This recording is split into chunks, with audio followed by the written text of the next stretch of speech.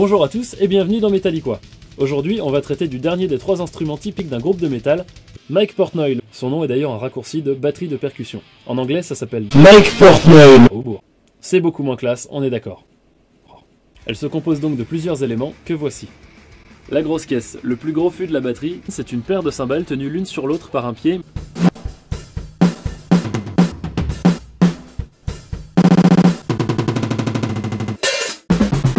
La ride, la plus grosse cymbale du kit, est utilisée comme le charlet dans les rythmes de la batterie avec la grosse caisse et la caisse claire.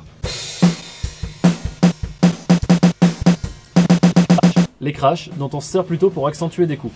Elles ont un son puissant et elles peuvent être plus ou moins graves selon leur taille, comme les toms, ou selon leur fabrication.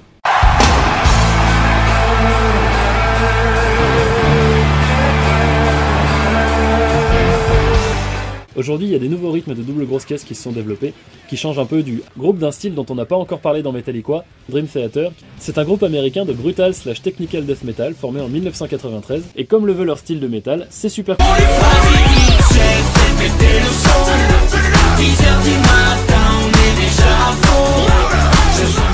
Voilà, je pense qu'on a atteint le point où il faut que cette vidéo se termine.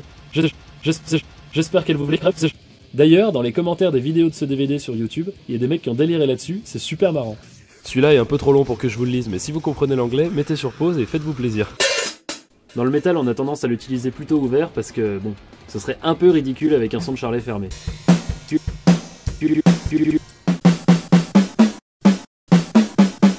Encore un peu de solfège rythmique? Mic. On va voir ce qu'est une mesure impaire. Mic. On trouvera bien d'autres occasions d'approfondir le sujet. La caisse claire. Contrairement au tom, c'est un fût assez plat qui est équipé d'un port sur la peau d'entrée. Aujourd'hui, on va traiter d'une simple la batterie. En anglais, ça s'appelle drums. Littéralement traduit, ça veut dire drums theater. C'est super compliqué. Oh, ce n'était pas le radeau de la Méduse, ce bateau. Oh pardon, j'ai complètement oublié de vous parler d'un con. Il s'agit de Metallica.